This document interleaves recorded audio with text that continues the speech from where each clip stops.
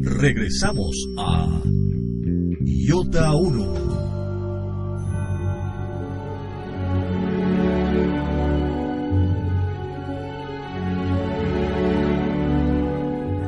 Tal como lo hemos probado, la variación en la doctrina consiste en que la unión de todas las iglesias se hace más que en la Iglesia Católica en una nueva estructura llamada la Iglesia de Cristo, a través de un movimiento de todas las confesiones, incluida la católica, hacia un centro que está ubicado fuera de todas ellas.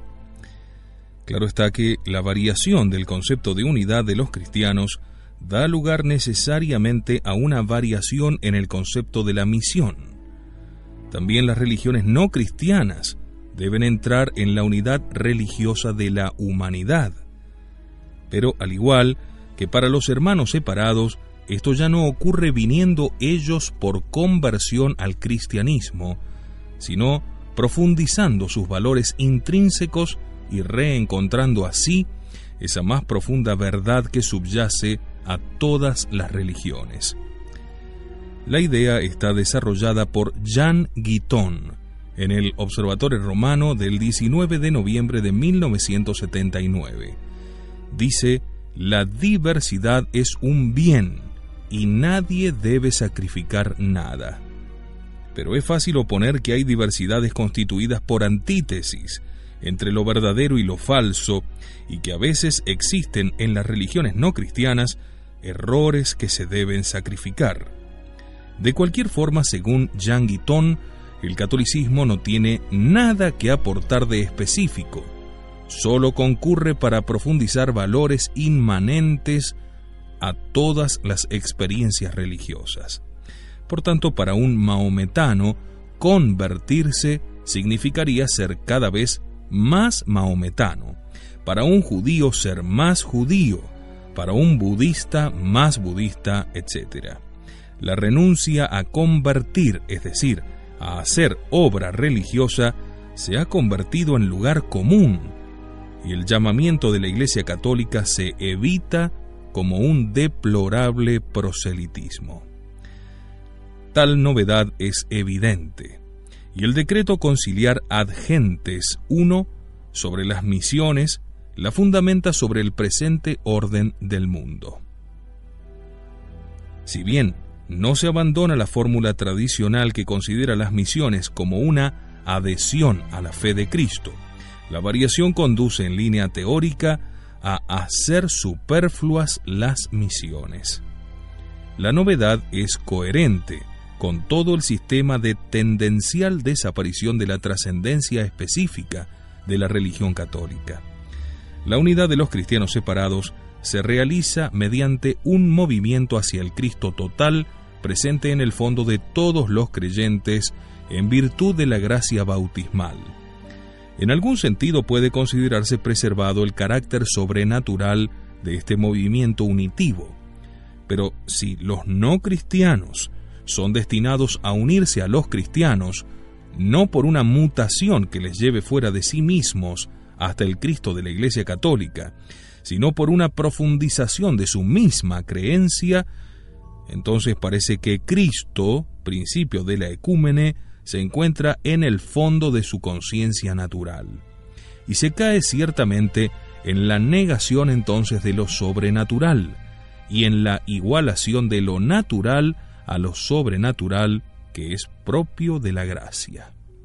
El principio de la salvación no viene del cielo, no viene celitus, sino funditus, es decir, inmanente a la naturaleza humana y brilla en todos los hombres.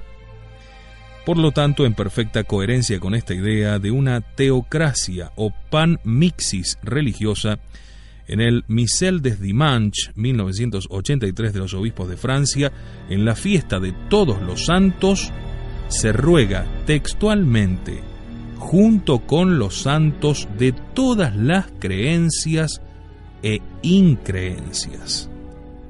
Increíble. Lamentablemente, el Papa Pablo VI no despejó esta incertidumbre.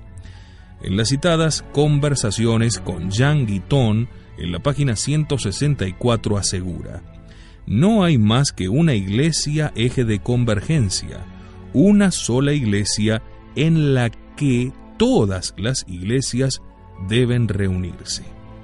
Pero ¿cómo no ver que unirse en la iglesia no es unirse a la iglesia, ya subsistente como unificante? Y cuando concluida la parte de la fe añade: pero la caridad nos impulsa a respetar todas las libertades, no aclara que ni conciencia ni libertad son autónomas y que el catolicismo no es la religión de la libertad, sino de la verdad. Que la religión esté presente en una luz inmanente a la conciencia de todo hombre es una tesis apoyada en el prólogo al Evangelio de San Juan, que hasta Rosmini fue uno de los textos más meditados por la especulación católica. Pero si bien el Verbo como luz de la naturaleza consciente en la exaltación de los valores de las civilizaciones no cristianas, excluye sin embargo que se teorice sobre su autosuficiencia en el orden a la salvación. Ahora bien, el titular del Secretariado para las Religiones No Cristianas, en 2 extensos artículos de Observatorio Romano, simplemente reduce las misiones a diálogo. Según sus textuales palabras, no para convertir, sino para profundizar en la verdad. En el Observatorio Romano del 15 de enero de 1971 leemos: la Iglesia tiene necesidad, para crecer según el designio de Dios, de los valores contenidos en las religiones no cristianas. La tesis, lamentable, no es nueva, e identifica el orden de la civilización con el de la religión, que conviene, sin embargo, distinguir. Tal afirmación implica que en el seno de las religiones no cristianas late el cristianismo, y que basta profundizar en el logos natural para encontrar al logos sobrenatural del hombre Dios y de la gracia. Por ejemplo, el islamismo sería un germen de cristianismo que debe ser hecho germinar y crecer. Al igual que en el ecumenismo para los cristianos separados, aquí tampoco se procede por acceso a la verdad cristiana, sino por explicitación y maduración de una verdad inmanente a todas las religiones. El decreto Ad Gentes enseñaba que todos los elementos de verdad y de gracia que es posible hallar entre los infieles por una cierta presencia secreta de Dios, una vez purgados de las escorias del mal, son restituidos a su autor, Cristo, por lo cual todo el bien que se encuentra diseminado en el corazón y en la mente de los hombres, o en las civilizaciones, o en las religiones propias de ellos, no solo no desaparece, sino que es sanado, elevado y llevado a su completitud. La opinión de Monseñor Rosano, que hemos citado, pone en cuestión un punto de eclesiología y otro de teología. En cuanto a la eclesiología, parece ofender al carácter autosuficiente de la Iglesia en orden a la salvación de los hombres, considerándola defectuosa y corta y necesitada de las otras religiones. En esto se confunde la religión con la civilización. Si bien las civilizaciones, en cuanto a construcciones del obrar humano, siempre parcial, están conectadas y son mutuamente tributarias, surgiendo todas ellas de su base común, la naturaleza humana, no puede decirse lo mismo de las religiones, ya que la religión católica no es consecuencia del pensamiento natural de las naciones, sino un efecto sobrenatural que no puede obtenerse de la naturaleza humana por más que se profundice en ella. Hay por tanto un sofisma que intercambia religión y civilización y que elide la trascendencia del cristianismo. La Iglesia, sociedad perfecta que tiene en sí misma todos los medios necesarios para su fin, aparece entonces como una sociedad imperfecta que, como dice Monseñor Rosano, necesitaría de las luces y de los valores de otras religiones. Además, una civilización no es una religión, y una civilización universal es algo muy diferente a una religión universal. La opinión de Monseñor Rosano ataca también la nota de catolicidad de la Iglesia, ya que una Iglesia que debe ser integrada no solo extensivamente, sino también intensivamente, no es ciertamente universal. La defectividad es proclamada también por Monseñor Sartori, profesor de dogmática en la Facultad Teológica de la Italia septentrional, en el curso de ayornamiento de la Universidad Católica de Milán. Allí dice Monseñor Sartori: el catolicismo ha descubierto su parcialidad, que es una contracción dentro de la universalidad, y ha reencontrado el todo dentro del cual se encuentra la misma parcialidad cristiana. Vita e Pensiero, septiembre-diciembre 1977, página 74. El cristianismo es entonces reconocido como una de las infinitas posibles formas históricas en las cuales se manifiesta la universal religión natural, siendo lo sobrenatural absorbido y naturalizado. La Declaración Conciliar Nostra Aetate II cita el célebre texto de San Juan Evangelista, luz que alumbra a todo hombre, que constituiría el fondo de toda religión. Pero el Concilio Vaticano II no menciona lo que, según Juan Pablo II, es un misterio paralelo al de la Encarnación. Esa luz ha sido rechazada por los hombres. Por tanto, es imposible que constituya el fondo de todas las religiones. También el Papa Juan Pablo II dice que la Navidad, además del misterio en el cual se cree del nacimiento del hombre Dios, incluye también el misterio no resuelto de no haber sido acogido por el mundo y por los suyos. El concilio no habla de luz sobrenatural, sino de plenitud de luz.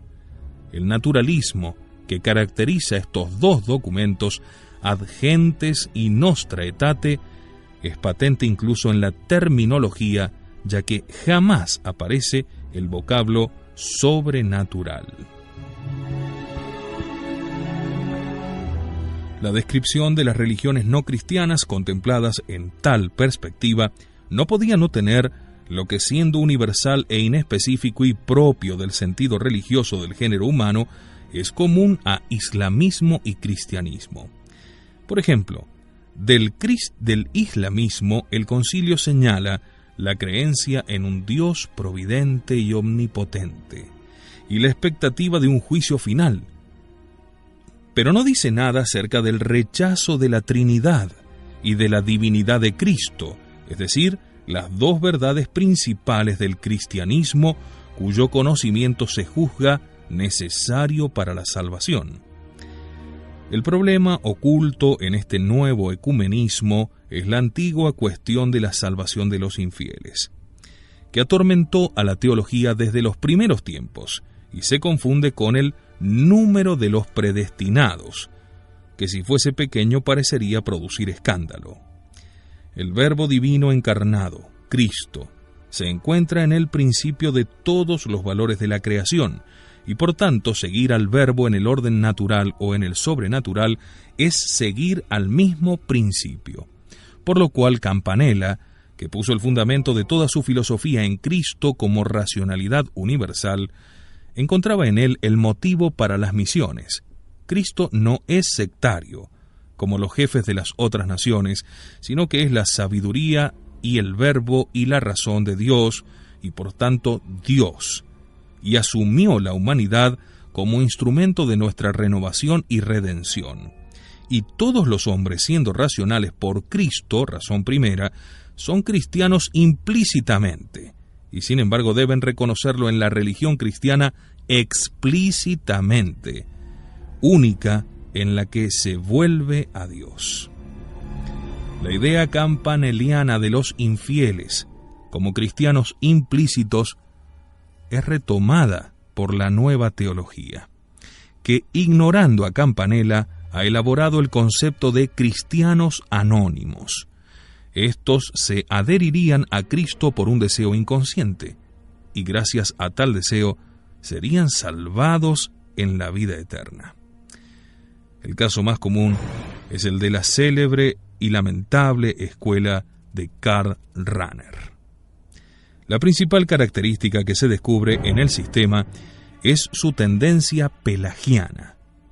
Pelagio no dejaba a salvo la trascendencia del cristianismo, pues según él, lo que salva no es la gracia, es decir, la especial comunicación que Dios hace de su propia realidad en la historia, sino la universal comunicación que Dios hace de sí mismo a las mentes mediante la luz de la racionalidad en la naturaleza.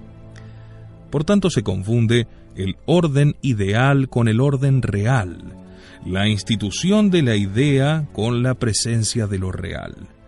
La ordenación a los valores naturales, raíz de la civilización, es distinta de la ordenación a los valores sobrenaturales, raíz del cristianismo, y no se puede ocultar el saltus de una a otra, haciendo del cristianismo algo inmanente a la religiosidad del género humano. Es imposible con la luz natural encontrar lo sobrenatural, que aunque injertado por Dios con un acto histórico especial en el fondo del espíritu, no proviene de dicho fondo. Es temerario y erróneo afirmar, como lo hace el Observatorio Romano del 11 de enero de 1972, que el concilio ha cancelado de una vez para siempre el prejuicio de que sólo los católicos poseen la verdad. ¿Se habrá visto mayor apostasía que esta? Porque iguala la gracia específica de Cristo con la naturaleza universal de los valores humanos. Por consiguiente, negar que la Iglesia es un monolito es negar que tenga una única piedra, tanto en lo visible como en lo invisible. Y esto en el diario propio del Vaticano. El concilio ha cancelado de una vez para siempre el prejuicio de que sólo los católicos poseen la verdad. Observatorio Romano, 11 de enero de 1972.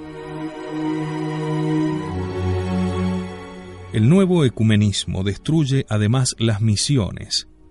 Si las naciones poseen en el seno de su propia religiosidad la verdad que salva, su anuncio por el cristianismo se convierte en algo superfluo o vano.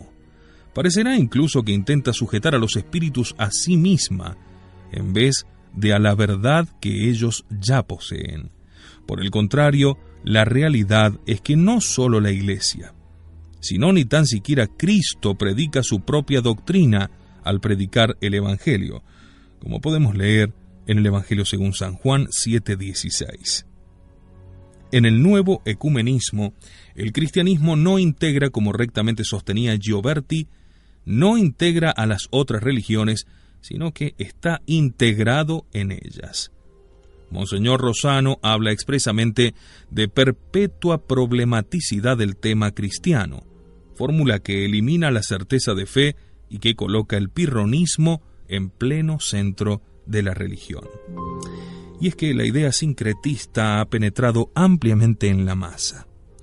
Y por ejemplo, el Meeting de Rímini para la amistad de los pueblos, que se promovió a través de ese gran movimiento católico llamado, grande en cuanto a la cantidad de gente, Comunión y Liberación, en agosto de 1982, se convirtió en un coloquio a varias voces. Participaban protestantes, budistas, hebreos, etc., sobre experiencias religiosas diversas de profesiones de fe, pero con el común denominador de la comunión en favor del hombre y del fondo sagrado del hombre.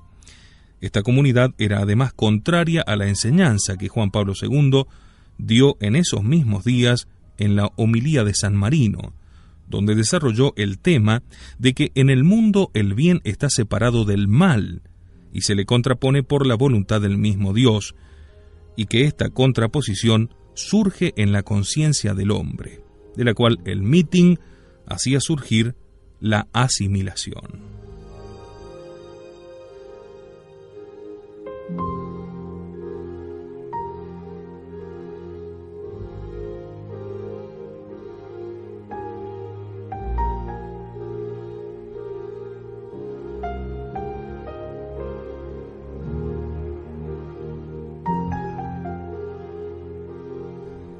En el sistema católico, la civilización, en concreto la promoción de la civilización técnica, debe ceder ante la predicación del Evangelio.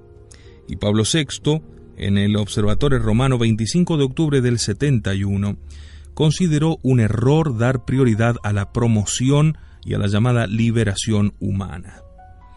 Pero tal prioridad se despliega ampliamente ante toda la acción posconciliar.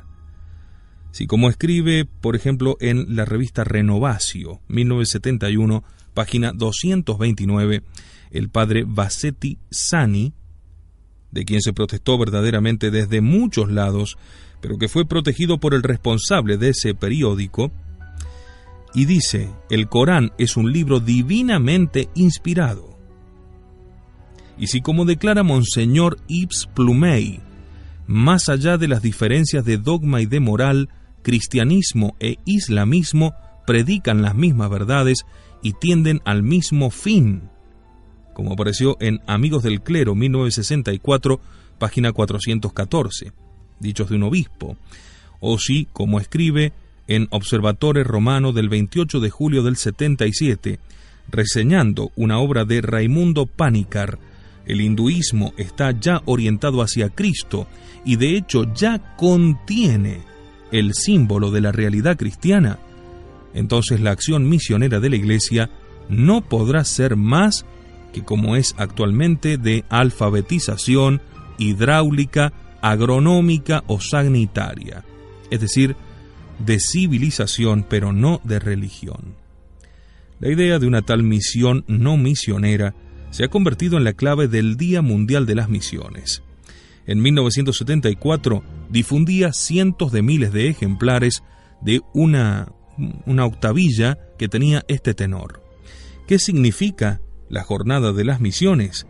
Colaborar a eliminar del mundo odios, guerras, hambre, miseria. Cooperar a la redención espiritual, humana, social de los pueblos a la luz del mensaje cristiano, que se pide guarderías, asilos, escuelas, hospitales, ambulatorios, hospicios, casas para ancianos, leproserías, centros para tuberculosos. Los misioneros esperan un acto de solidaridad generosa. No hay en toda la apelación sombra alguna de religión católica, sino de pura filantropía antropocéntrica. Ese fondo común a todos los movimientos religiosos del género humano no es el Cristo hombre Dios de la revelación, sino el Cristo hombre ideal de perfección del humanitarismo naturalista. No sorprende que los misioneros se desencanten de una misión dirigida primariamente a una renovación totalmente terrenal, ni sorprenderá que ese ecumenismo unido a una caridad meramente natural haya tenido en Marsella, por obra de Monseñor Echegaray, su panteón, el intento de transformar en un centro monoteísta una capilla de Notre Dame de la Garde, quitando imágenes de santos para colocar frases del Corán y de la Torá, lo cual despertó una viva manifestación popular que en parte lo hizo fracasar. Y estuvo nada más y nada menos que inmiscuido en esto Monseñor Roger Echegaray. Tampoco sorprenderá, finalmente, bajo esta nueva perspectiva que tanto se aleja de la verdad católica, que en el seminario islamo-cristiano de Trípoli, el cardenal Pignedoli haya aceptado en el punto 17 la condena de toda misión que se proponga la conversión, al considerar a todos los fundadores de religiones como mensajeros de Dios. Observatore Romano, 13 de febrero de 1976.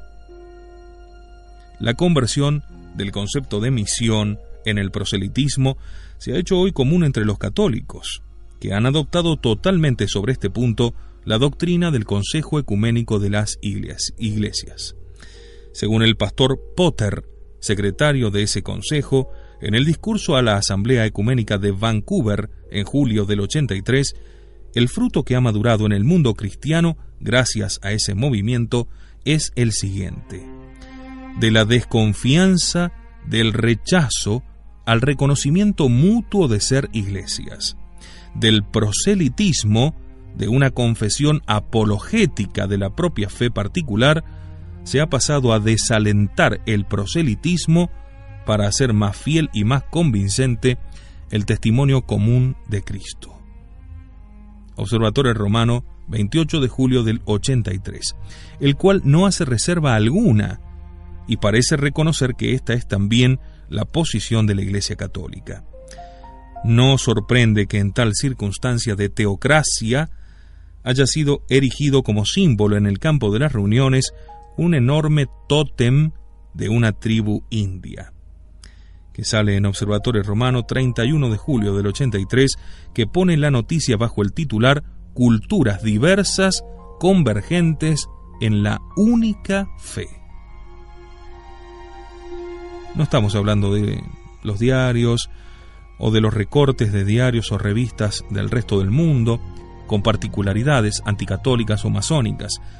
Estamos hablando de la Santa Sede, del diario oficial del Vaticano. El nuevo ecumenismo tiende a desplazarse desde la esfera religiosa, cuyo fundamento es lo sobrenatural, hacia la esfera civil, asimilando cada vez más la ecúmene religiosa a la etnarquía humanitaria propagada por la ONU. Lo confiesa el Consejo Ecuménico de las Iglesias y se empeña en hacer triunfar los derechos del hombre más que en enfrentarse recíprocamente sobre cuestiones sobre la verdad.